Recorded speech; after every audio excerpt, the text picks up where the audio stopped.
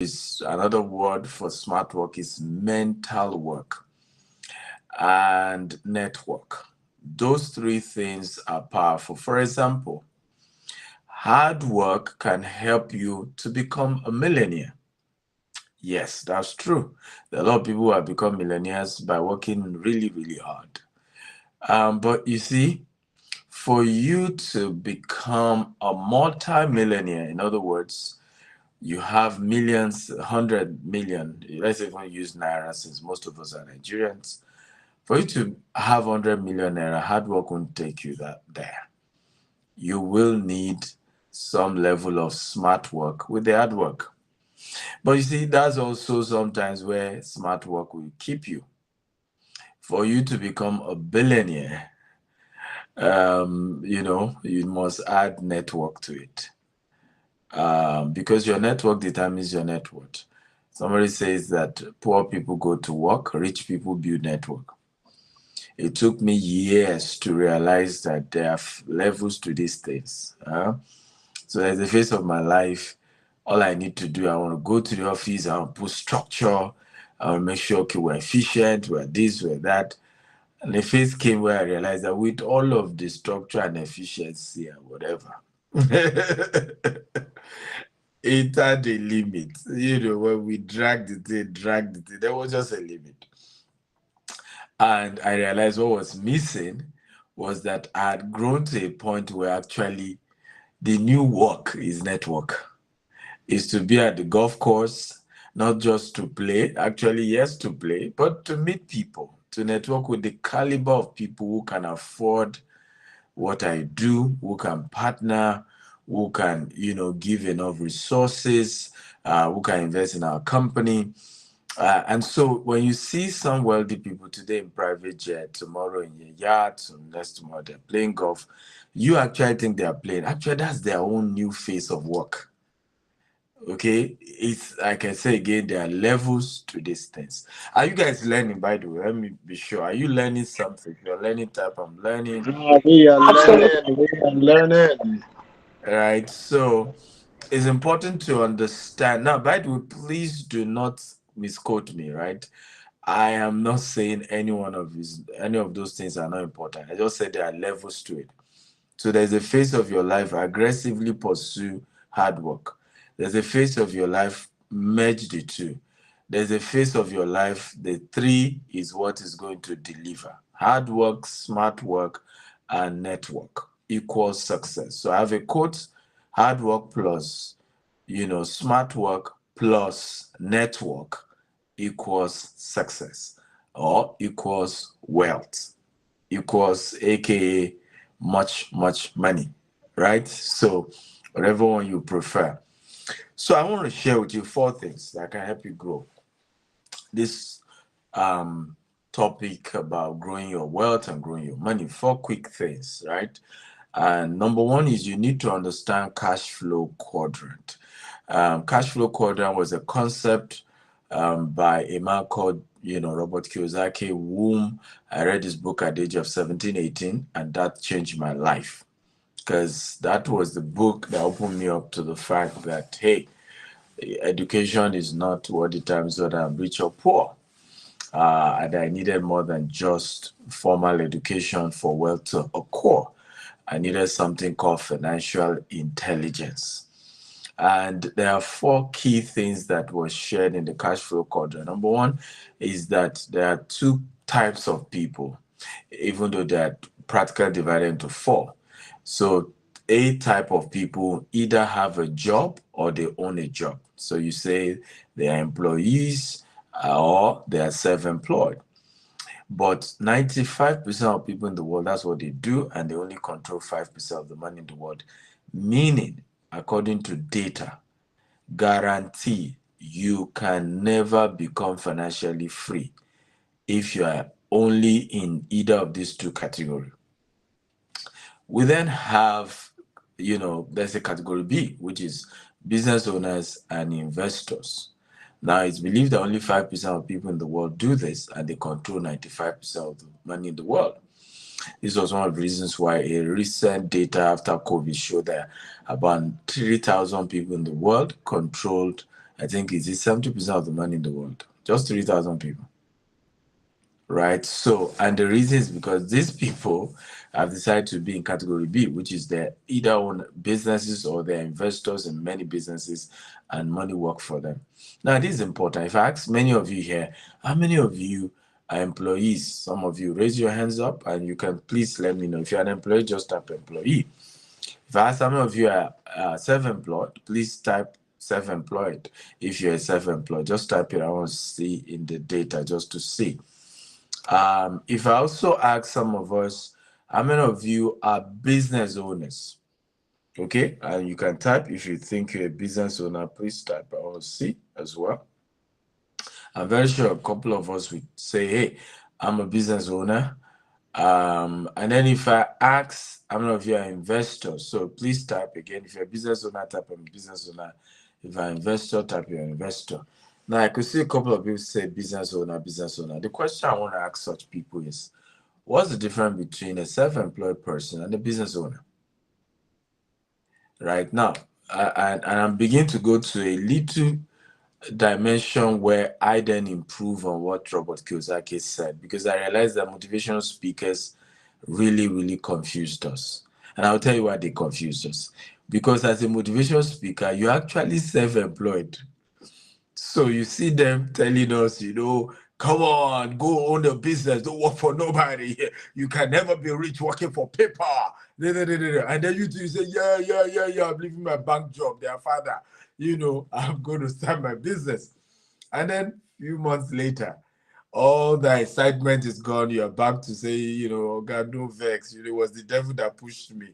My children have school fees, my landlord, I'm owing house rent.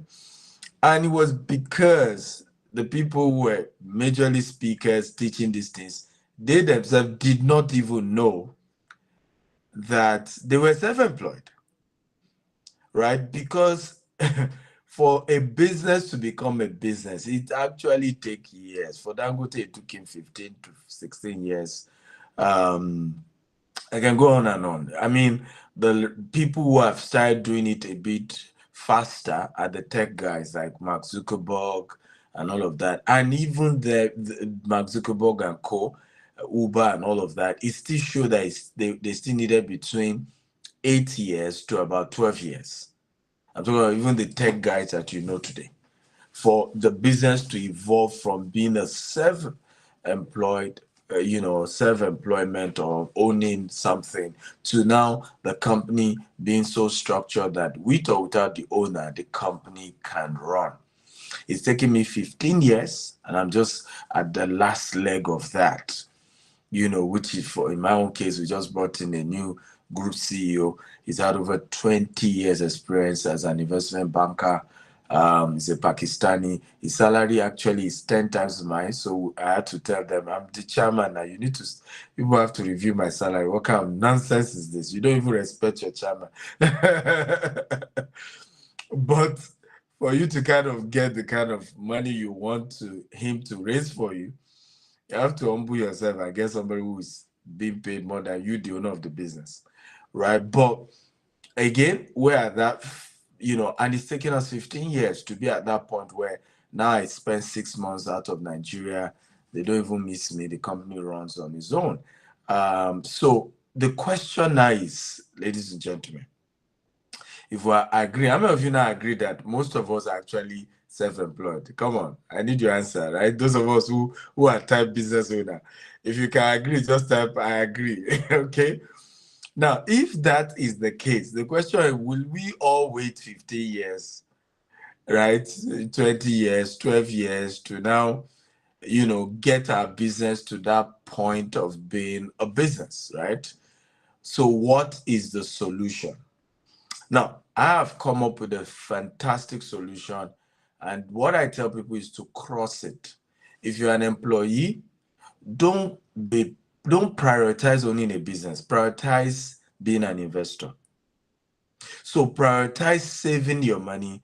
And if you have read a book called Richest Man in Babylon, that was exactly what that book was talking about.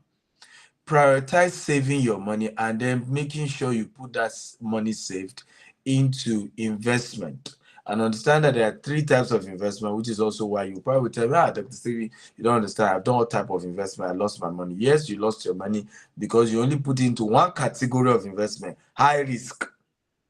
AEJ, UJ, MMM, money wise, penny foolish, all those programs, right? Give me 50% in a year, give me 100%. That's a high risk investment.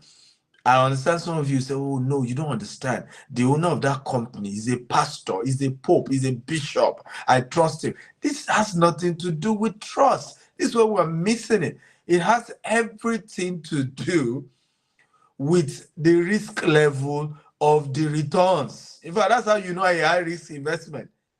Once the return is too high, whether the business is legitimate or not, Forex is a legitimate business, and people don't get it. There's nothing, all your banks are using your savings to do Forex. It's a legitimate business, but it's a high risk business. That's why even your banks will not use all your money to do Forex. It's just a percentage. So divide your money into 3: high risk, mid risk, and low risk. Now you've been losing money because you've been pushing it only into high risk. Real estate is mid risk, and that you're doing mid risk does not mean you shouldn't do low risk. As I speak to you, I have low risk investment. What low risk? You have bonds, you have treasury bills, you have insurance like annuity, right? I have one that I did where they will be giving me 5%. You say it's so low, 5% in a year. Yes, but I did it.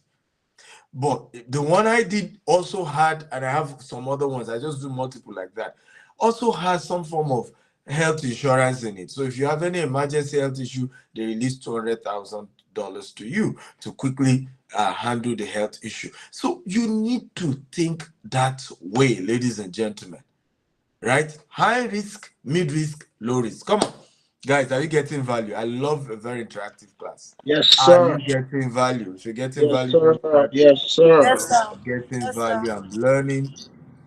So once you can cross that, I don't care whether you're self-employed or you're an employee, just begin to put yourself into say, hey, I must give myself wisdom.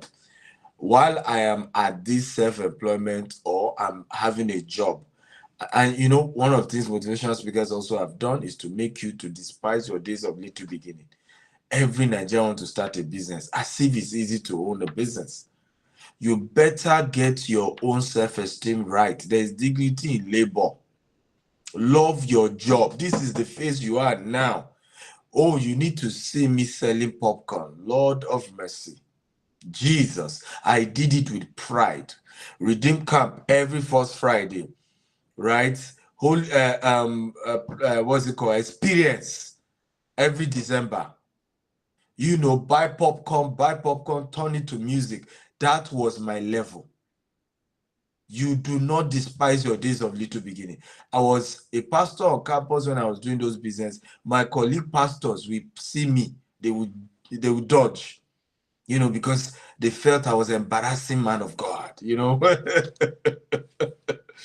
okay, that I was embarrassing them. But what's funny today is that some of those people are not even in ministry, neither are they even in the faith today. And if you ask them what took them out, it was challenges of life, particularly financially related. Oh yeah, everybody, I want to type, there is dignity in labor. I tell people it's a There's lot dignity in labor. difficult to be a good Christian when you are poor. Even when we talk about integrity, it's difficult to have integrity when your landlord says you are owing me, I'm throwing your load out today as the Lord liveth. It's difficult. It's difficult. And that's why whatsoever your hand find to do it well. Let's not be confused, people. Some people say, but Dr. Stephen, I'm still discovering my purpose. The one God has given to you, do it well. Do it well. While you are looking for this so-called purpose, right? What God has given you, do it well. Because you don't even know how God works. He works in a mysterious way. We have a very powerful pastor. Powerful. Like if you're talking about succession of redeem, okay, you can't but be saying, what will Gandhi say? Right?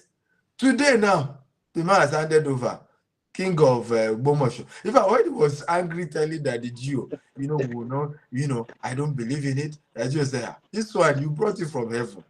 This one, you can't even say, you brought it from heaven. You brought it. Go and pray. The man refused to pray. Right? Say he's not interested. That. But everybody was disturbing him. The day he said he will answer them, in the morning, he said, God, I'm confused. What do you think? The Holy Spirit said, you were born for this. All this, even the pastoring you've been doing for 30 years is to prepare you for this bigger assignment. So wake up. I know you love Pastor Akin and you just want to preach like him. I get it. But this one God has put in your hand, do it well. Do it well. There is your ministry. I was telling somebody today, I said, you just don't understand it.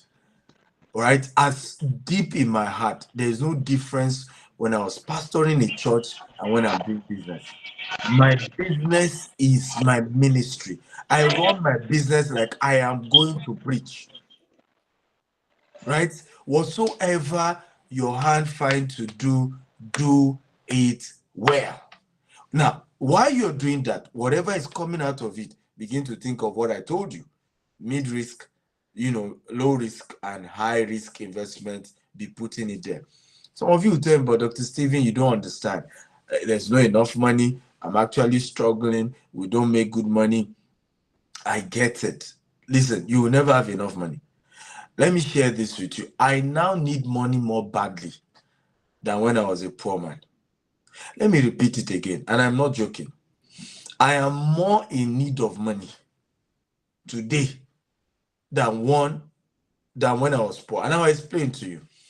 One mistake, one unnecessary drop in sales after 30 days means 300 people will not be paid salary. Some of them will not pay house rent. Some of them will not pay children's school fees. You just have no clue the level of pressure that gives you. It's now that I understand when Bishop Oyedepo was telling some student who asked him, when we want to read, we take Nescafe, to stay awake. But you don't sleep much. What do you take? And he said responsibility. I went to bed last night, I think 10 p.m. or so.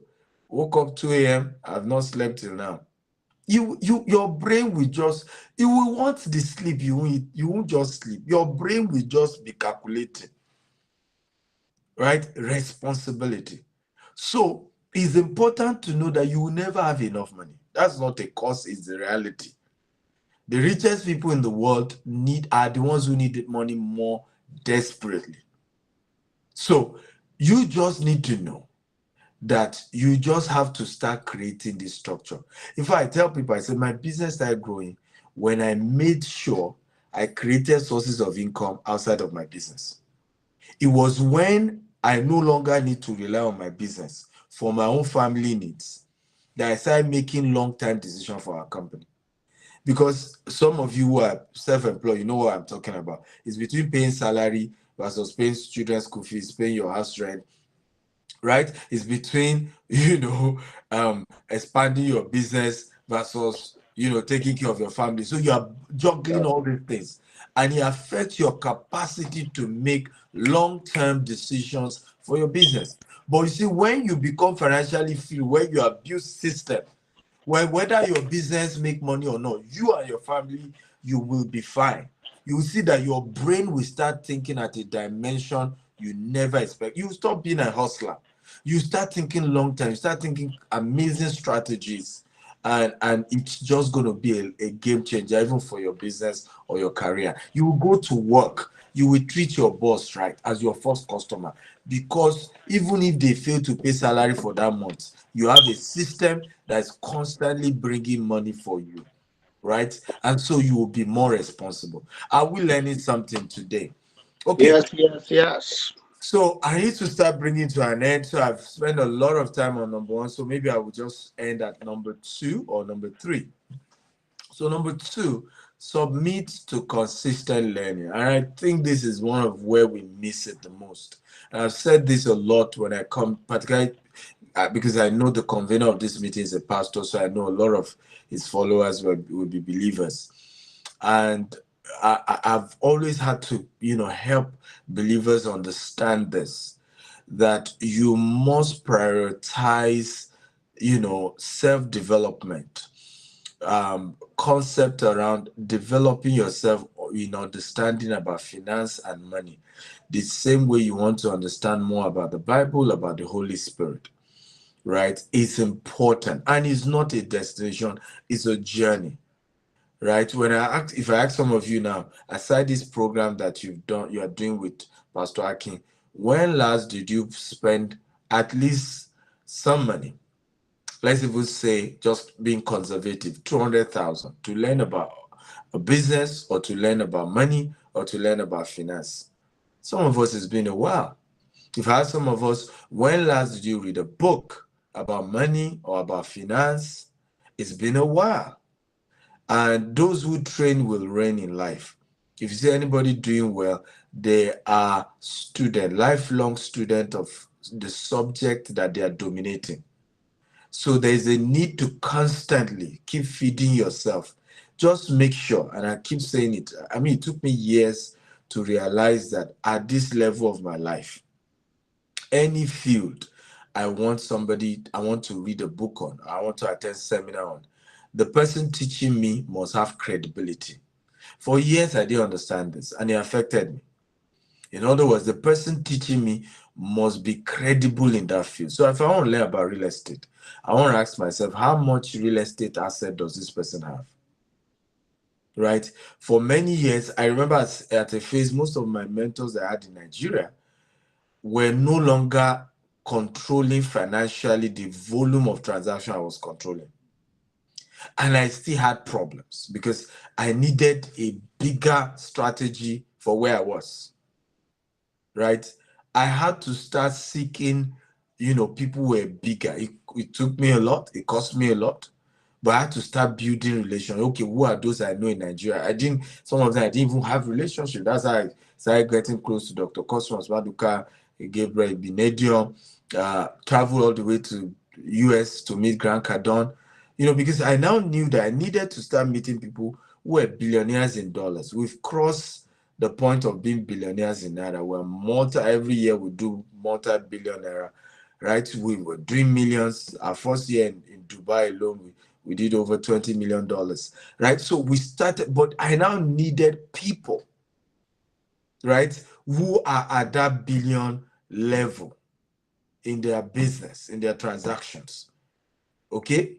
Again, and that takes me to number 3 points, mentorship, and I'll end there. Who are your mentors? The same way you have spiritual mentors, and I tell people, don't joke with that.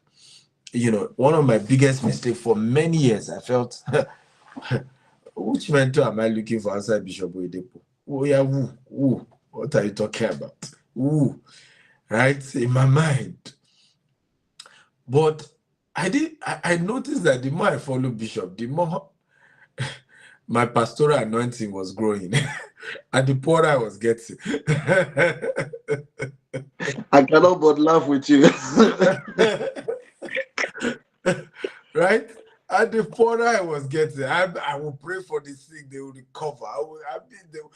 The anointing was heavy, but the pocket was empty, extremely empty. And it took a while before I realized that apparently I still needed business mentors who might not even be Christians, who might even be atheists. That took me years to get. I struggle with that. Of course, today I know better. Now I look forward, because I'm not coming to a business mentor to learn about the Holy Spirit or to learn how to go to heaven. It's just about business. And so why am I having an issue? My conversation should be strictly around the business conversation. I see, since I've known Dr. Cosmos Vadica, even though he's a believer and we had time to pray, but I'm not sure we've ever discussed Bible in his house before. And because the conversation is to learn about business. Yeah. So sometimes we feel that, oh, if I start getting people, are they believers? You see people, are they secular? Are they believer? Me, I cannot have any mentor that doesn't believe in.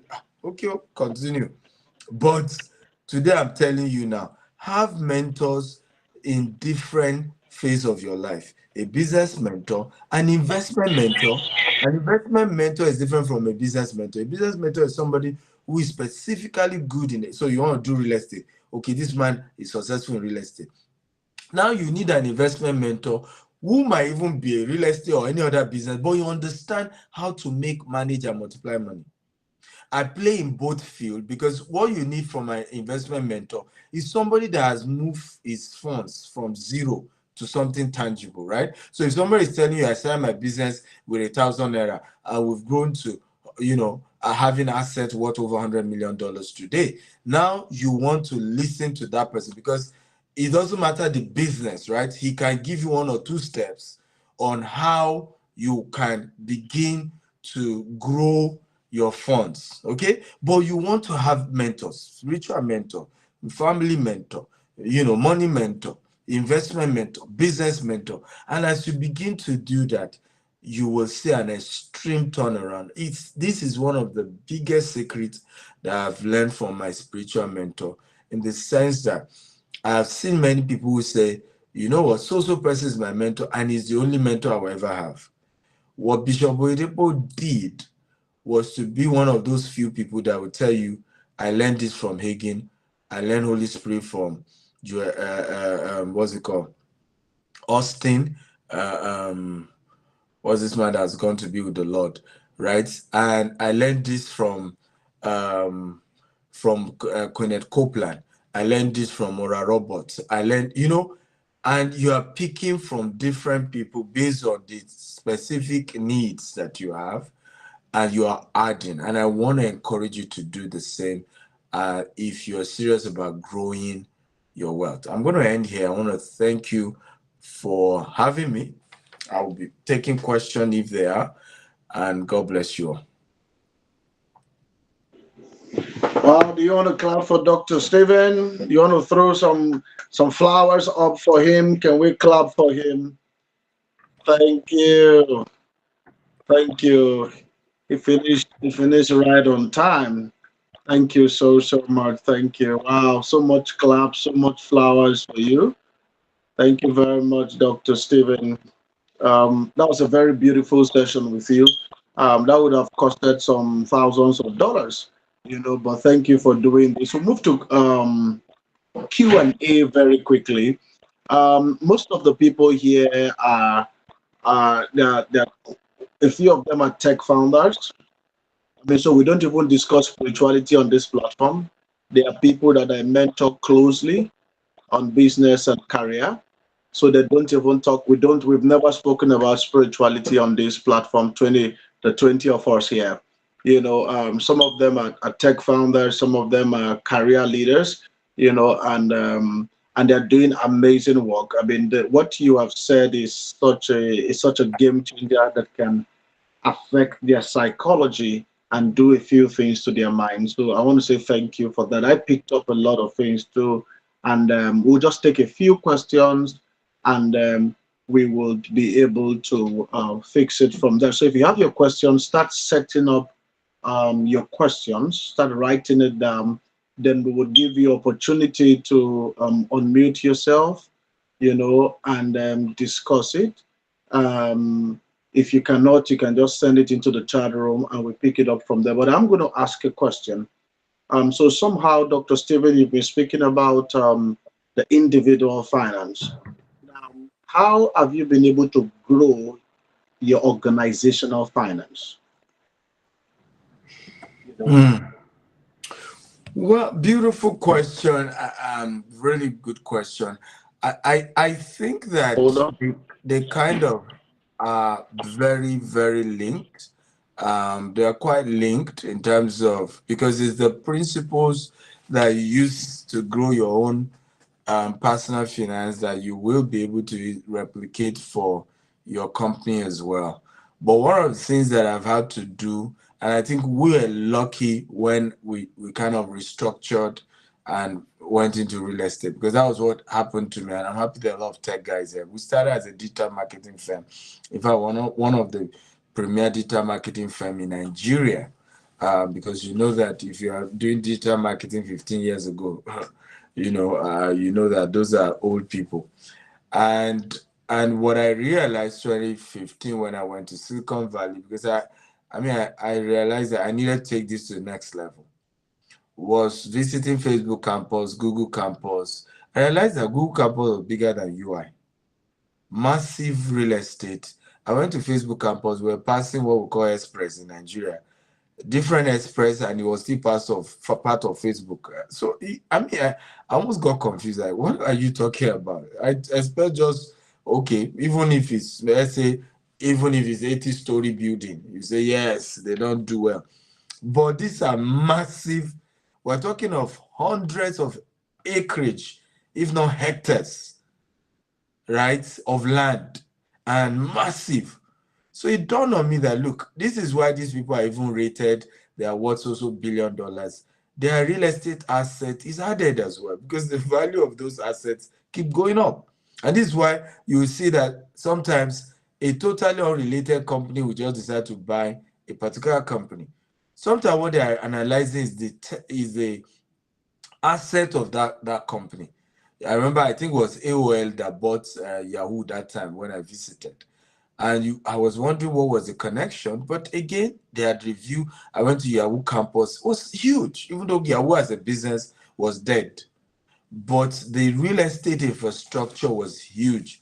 So I came back, I said, no, at this point, we need to do real estate, right? And it was also the period where you see people buy people out. And when they were trying to go and restart, none of them were able to start something as big as what they left. And people don't face this reality. Look at what happened with Twitter. Since the founder has left now, has he built anything that can even smell Twitter? Not even forget, like, let's even say 1% of the engagement Twitter has. No. So it's not easy for you to hit one big tech business and you're able to scale it. And even when you now have liquidity, it's not easy to replicate that. It's one of those toughest things to do. These are why Elon Musk did not bother to create new companies. All he did was to be buying out, existing ones, and then putting his ideas and innovating them with his own genius. He didn't bother creating after X, right? He went to PayPal and then kept moving, bought Tesla. Most people still don't know that he didn't found Tesla. He didn't found SpaceX, right? He just got controlling shares of those companies and turned them around. So I will say that you need to review your company totally and say, what are we even putting our money into? So one of the strategies you all use is what McDonald's have done, where McDonald's is a burger company, but they know themselves as a real estate company, because their own analysis is that they buy properties and then lease it to the person who is doing their franchise. And what the person is paying them for tenancy, tenant lease, is more than what he's paying for the royalties on the burger, right? So you want to restructure. Like I said, in our case, it was easy because we're buying land, we're building houses. So naturally, the asset keeps growing. So even if I'm at a loss now, all my money is still going to buying an asset, right? And so that helped us as a company. But of course, it's also important to and that's why I tell people, every human being must understand real estate. I don't care what business you're doing, tech or health or whatever, because real estate is the backbone for every economic activity. So your ability to understand real estate. Okay, Bill Gates right now, as of today, is the largest land banker in the whole of America. Right? He's aggressively buying land across all the states in America. We still don't know what he's trying to do with it. But if somebody who had all that tech background and is going to start buying farmland, that should tell you something. Of course, some data said that they've seen that in the next future, those who can farm will control the world. The same way you have nuclear weapon and all that. the way the world is going and is backward, and climate change and all of that. So the countries who will actually be more powerful are the ones who are able to feed the world, right? So whether that data is true, but Bill Gates is currently the largest person acquiring farmland in the whole of US right now. So you must all master the art of assets for your company so that you're growing, and you should think of asset that complements. So for example, are we going to be saying, okay, we want to start building our offices and put our offices where in buildings that we own? Do you see now? So that way, it's not just that we're buying asset and we're just tying it down. At least where it's becoming something we're renting out. Do we branch into owning a hub if we don't need that level of big office spaces? You can build a whole 20-story building and you only take one floor, right? And you lease the entire building to other people. It becomes another source of income for your company. But you have to begin to think asset liability and making sure your company every year is putting more money into asset than liability. Because I struggled with that when I was in tech, as most of the money we're just going to, okay, we buy new software that to end up we will not even use, right? Employ more people, do this, and most tech guys do that, right? Before you know it, they're wasting so much money. They're trying to show off, buy exotic car, exotic houses for themselves, but the company itself, I mean, look at what's happening with PayPal, what's happening with Flutterwave. We should be having these companies as the largest guys investing in real estate as I speak to you. They should be talking to people like us to say which of your estate can we, get 20 acres to build a campus, right? That will be what, even if you can't do $1 billion like Apple did. Okay, we're trying to work on a $10 million campus for Paystack, or $10 million for Flutterwave, right? These are the thinking, because what that now happen if any crisis happen to your company, right? The assets you built for $10 million will have worth maybe $100 million at that point. So you now have real assets that helps, and that's how many people have done it, even in ministry. What people don't understand about Bishop Oyedepo is that he invests a lot in real estate assets, right? And he's big on real estate. After Catholic, Winners is next in terms of real estate assets. And so, and that's part of the reason why the ministry is that strong. So it doesn't matter what you're doing, it doesn't matter the sector, be thinking acquisition of assets. Fantastic. Thank you very much. I move to Adela. Let's have you quickly. If you have questions, just raise your hand so we know. So Adela, after Adela, we move to Tomiwa. I think your hand is up. So carry on. Adela.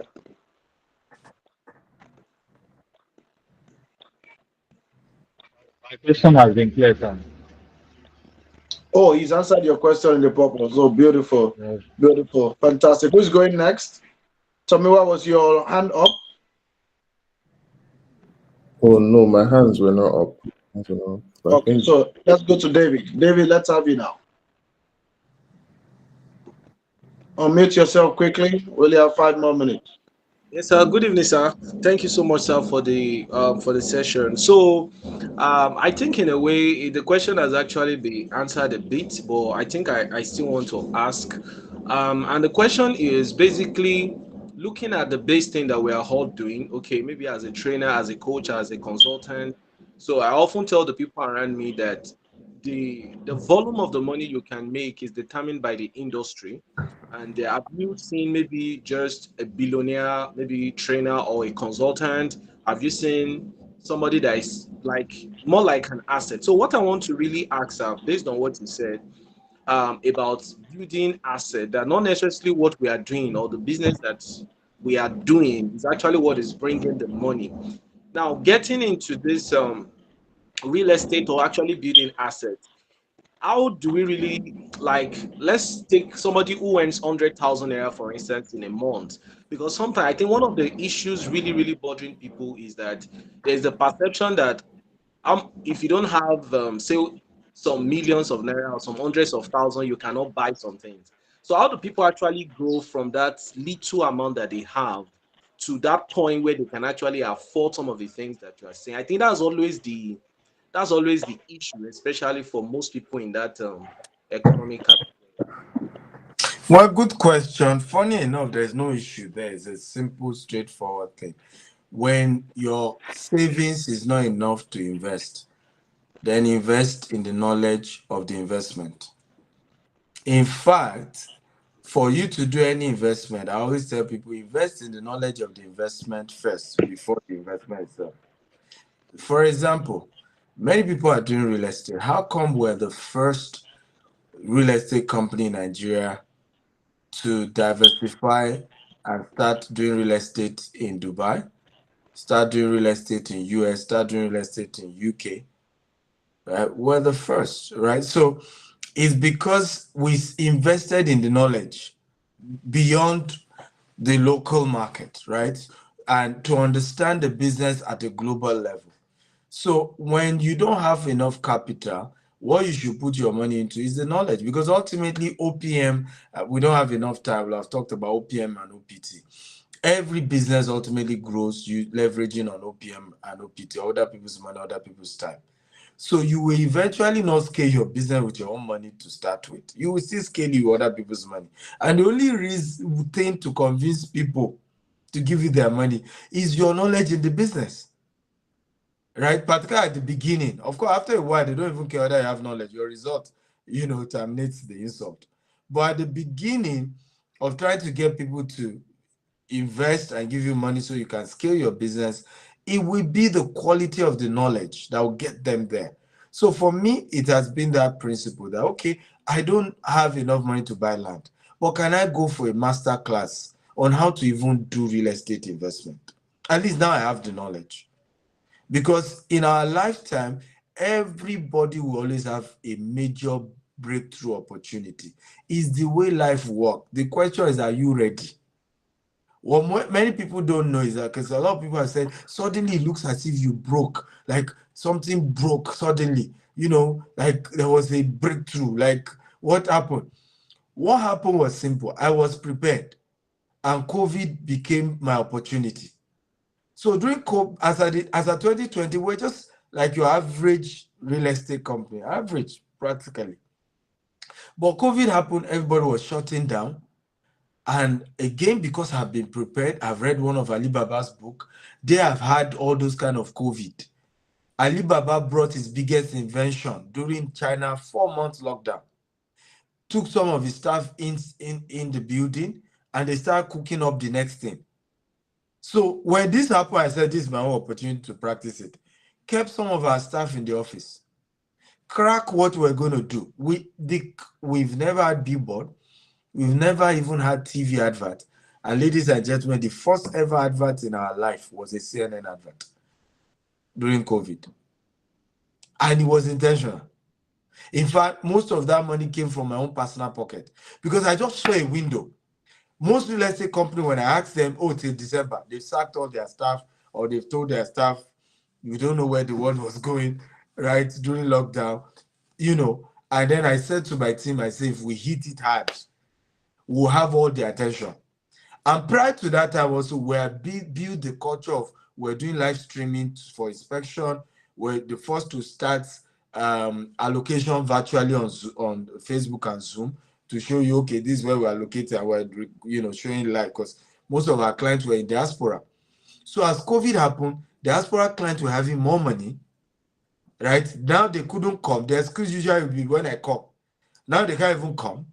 So they were now willing to rely on all the new concepts we already have been using that felt like we're just working, nobody was ready for it.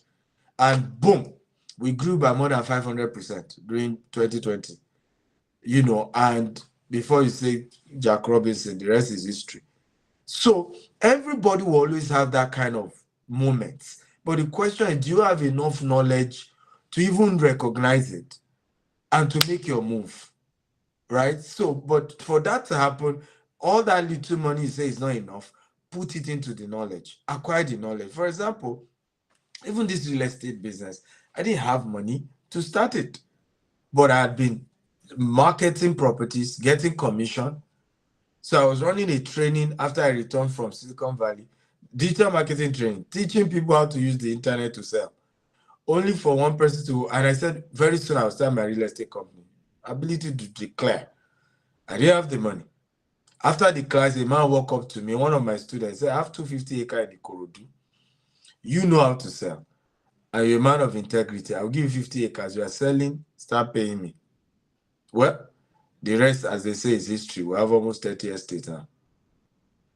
So even the money I didn't have to start even the first estate, but I had knowledge by choosing to have been selling for real estate companies over 5 years before that opportunity showed up. So this, and of course, I was also into digital marketing, so I understand how to use technology to sell. And when we started, I just said to myself, I'm not even concentrating on Nigerian clients. That's why sometimes you say I'll be bored in Nigeria. My goal is diaspora. Till today, over 90% of our clients are in diaspora. So I'm not going to come, because, and that's why sometimes we're not one of those cheap companies, right? Because if you are fighting and doing competition with your local guys, right? Now you have to go into price war, and you can't beat those who are big already. So we just focus on a new market and then use public speaking as a tool, because people only do business with those they know, they like, they trust. So by the time I break that, I'm not even forcing you to buy property. I don't know if if you have money, you even buy property from my company just because of today's class, right? And I use that as a tool. So I know that by the time I'm done teaching you, I'm not even pressurizing to do real estate with me. But now you know me. Now you trust me. Do you see now? And of course you like me because I did a good job in teaching you. The rest is history. So, and that became a tool. So digital marketing became a tool. Public speaking became a tool, right? And of course the knowledge became a tool to then do any, and that's why today, if we do any business, we will sell, because we already have the tools and the knowledge, to grow and scale. So I hope that that's helpful.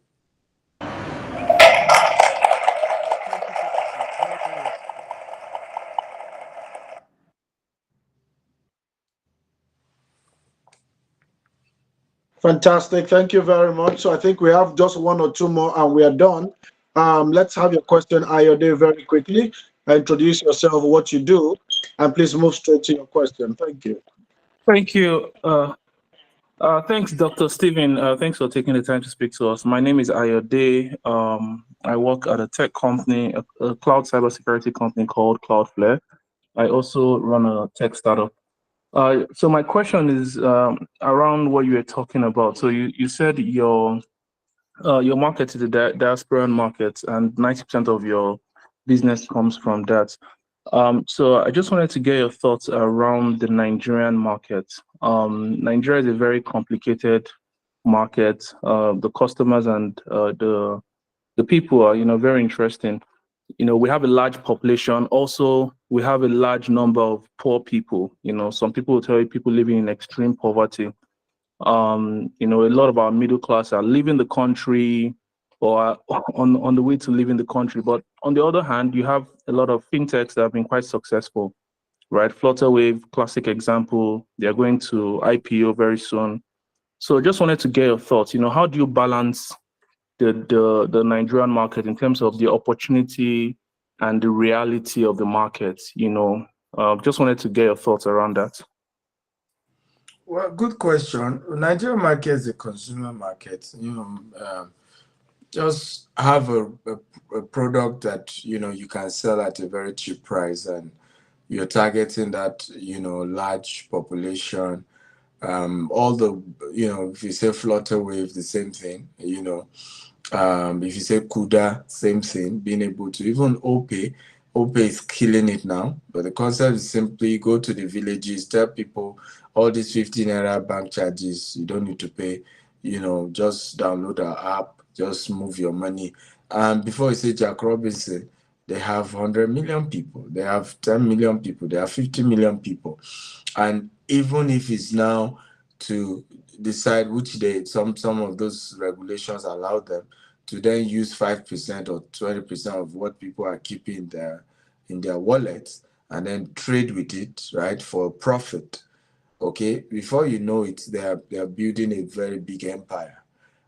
So that's the approach to the Nigerian market. You have to just think of what can you sell to people at a very cheap price that is solving their problem. It's a need, it's not even a want. And you know, you have a little margin on it, and the rest is history. So I mean, there's a lady which is very strange. You know, everybody's trying to sell Richard card digitally now, but she still retained the old Asian method of selling all these paper, right? And she does over £1 billion in turnover every month. And I had to ask her, why did you stick to the paper?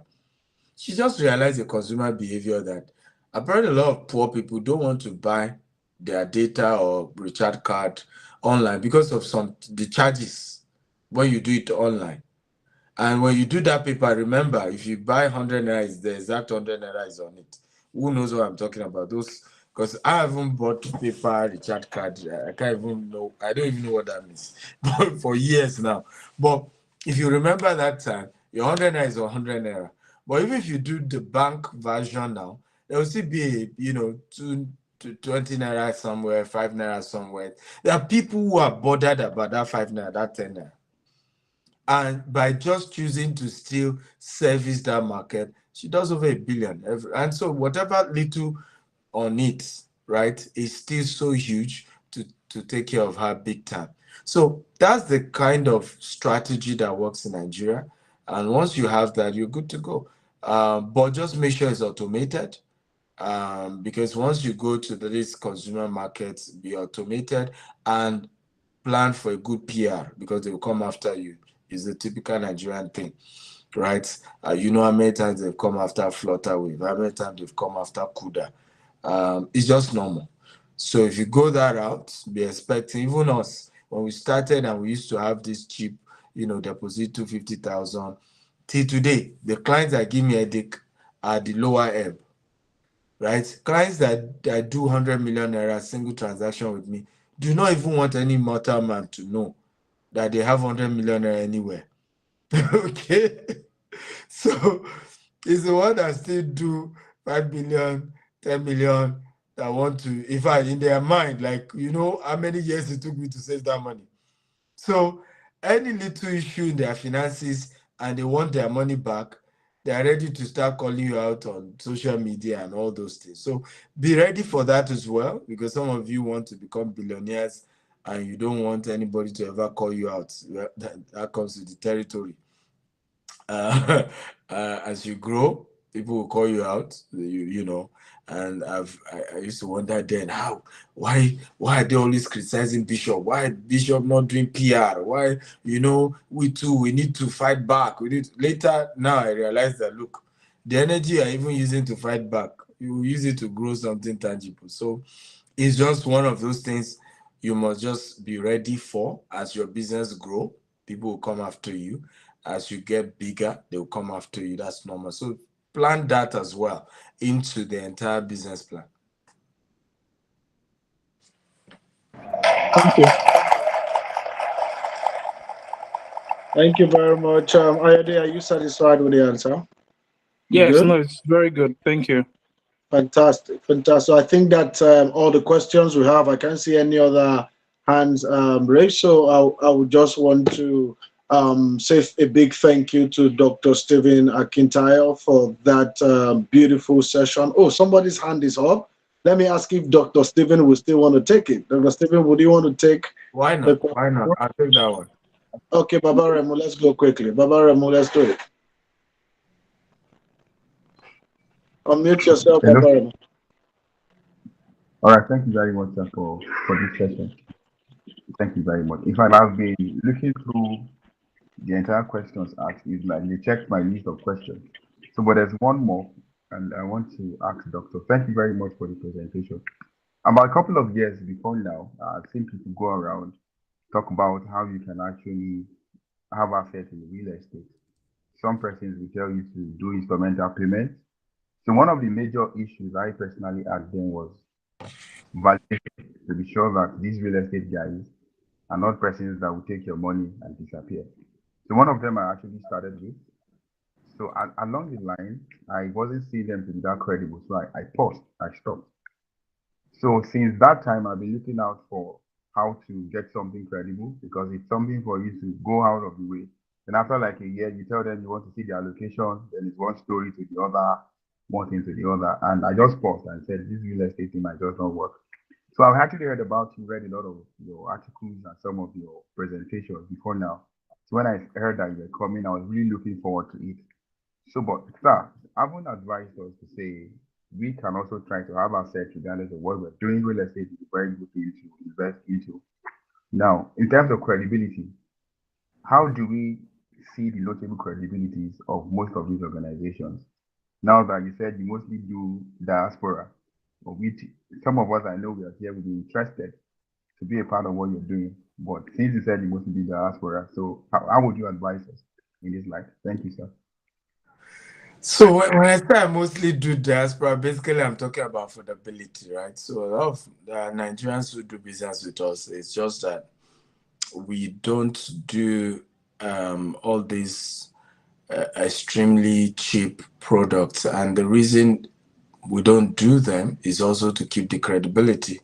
So one of the major things Nigerians are yet to face, and I can't blame them because of our level of poverty, is that Nigerians want quality, but they want it cheap.